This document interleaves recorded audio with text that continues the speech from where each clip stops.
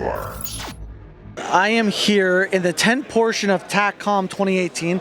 I'm here with the gentleman from the NFA. Guys, would you like to introduce yourselves? Yeah, Blair Hagan, Executive Vice President, Canada's National Firearms Association.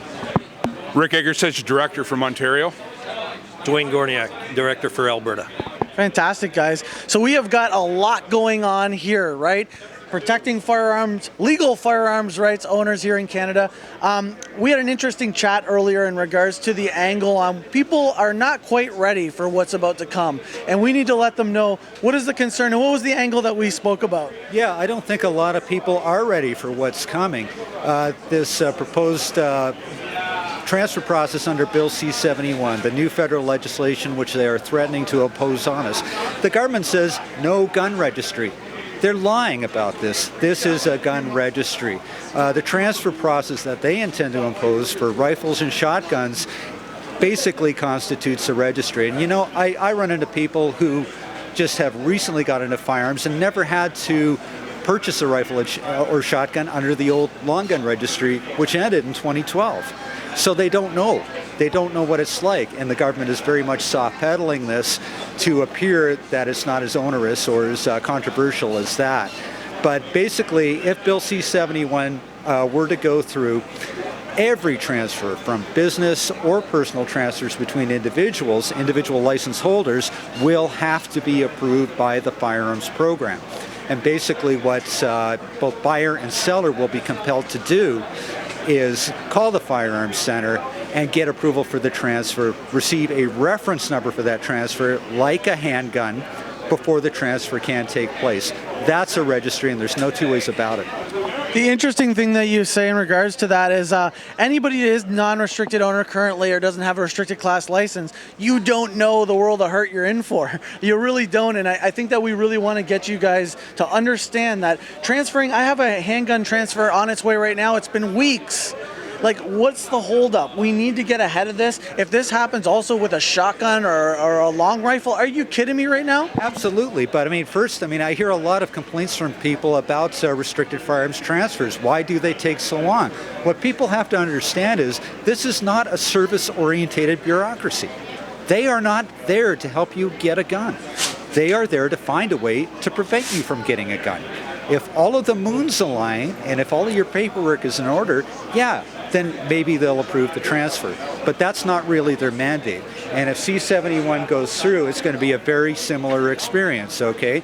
Because people think it's an automatic transfer. Hey, it's a rifle or shotgun, big deal, I just got to get this stupid number and everything's good to go.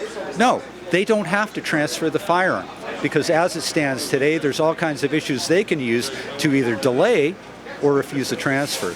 So don't expect that it's going to be just a minor inconvenience to have to do this should C-71 become law. And what's your take in regards to the other issues within the bill that they're currently proposing? The transfer thing too. They're trying to stop the border transfers, our ATTs from taking our gun from our home to cross the border to do a competitive event in the States. They're stopping us from taking a firearm to a local gun shop to get repaired, which is, there's no reasoning behind it. The crimes aren't committed by legal gun owners taking their gun to a gun shop to get repaired. So that brings me to my next question. So what has this bill addressed in regards to criminal possession of a gun? Absolutely nothing. We were hoping that you were going to tell us. Yeah. We don't know. No, there's nothing to address the criminal misuse or possession of firearms in this bill. It's all targeted at firearms license holders. Another thing which is very concerning is the prohibition of 14,000 semi-automatic rifles. The Swiss Arms and VC-58 series that was targeted by RCMP back in 2015. They're going after those guns again. And people are saying, well, big deal, I'll just be grandfathered for it and I can keep it. But you don't know how this is going to affect your life. I mean, it is not a cool thing to be grandfathered for a prohibited class of firearm, because basically you cannot realize the economic potential or legitimate use of that rifle anymore. Oh, well, they say they'll allow transportation of the rifles. That's not for sure. We don't know what this is going to look like yet. It's better to stop the bill in its tracks now than allow this to go forward. Well, I think an interesting point to bring up too is the fact that those rifles were non-restricted for the longest time. So essentially what they're saying is they got it wrong. They admitted that did they make a mistake? Well, if that is the case, that they made a mistake with the 858 and the Swiss Arms, then what is it going to be next that's going to be added to this list? That is the problem with C-71. That was corrected under the previous government under Bill C-42, which allowed the Minister of Public Safety to reverse the reclassification of a firearm that was affected by RCMP. So if they mistakenly restricted a firearm, the minister could move it back to its original classification.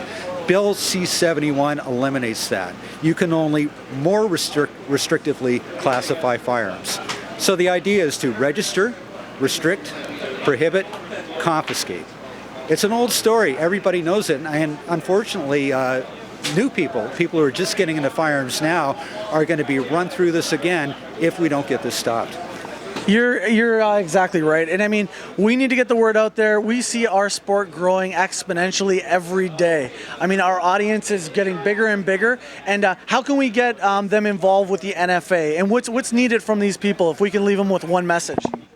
Basically, sign up on nfa.ca. You can do the memberships right there online and write to your MPs and make sure they're aware of the issues going on with Bill C-71. And, don't forget about the background screening process issue with this either. This is going to go back now beyond 5 years, all the way back to the time of your childhood, right? So, I mean, if you were 16 years old and you were pulled over for a marijuana joint in your car or something like that, that could come back to haunt you as well, right? Do we know right now whether or not that's going to go back? Is that going to be grandfathered in anybody who currently has a license, or this is applicable for renewals as well? This will most likely be applicable for renewals from what we can tell, the way they're wanting to go after the screening process. So listen to how significant this is. So essentially what we're understanding now is people that currently have had no issues with a license, when they go for renewal, they'll say, oh, well, back when you were 17, now you're 45. This is what we're dealing with here. What do we have to do in order to fight back? Basically, come the election in 2019, make sure you don't vote Liberal. The second thing is, join the gun lobby, become part of the voice. We have a full-time lobbyist in Ottawa every day, Fred Delory. Help us help you strengthen that voice. Guys, I couldn't have said it better myself. The NFA has been a huge, supporter of what we do here at Coat of Arms, and we thank you guys for that. What I would suggest is you get involved with all the advocacy groups. Everybody thinks if you join one, you can't be a part of another. We need as much support as we can get, and everybody's in the same fight. Tip of the spear here at Coat of Arms.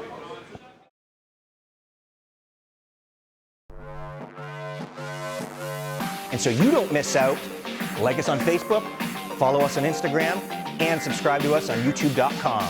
This is Coat of Arms.